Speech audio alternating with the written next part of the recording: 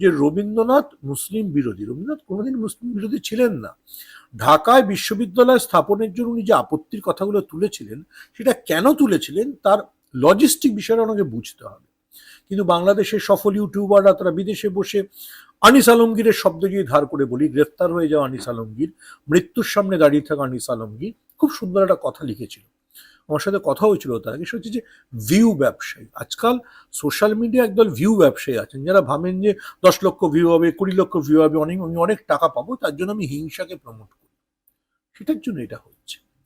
আমি আবারও বলছি যে বাংলাদেশকে দুটো ভাগে, আজ দেখলাম বাংলাদেশের প্রধান দল, এই মুহূর্তে প্রধান দল বিএনপির নেতা মির্জা ফখরুল আলমগীরও বলেছেন এই শব্দটা, যে বাংলাদেশের সমাজকে এই মব সন্ত্রাস দুভাগে ভাগ করে দিয়েছে, এবং এই মব সন্ত্রাসের দায়িত্ব একমাত্র ইউনূসের।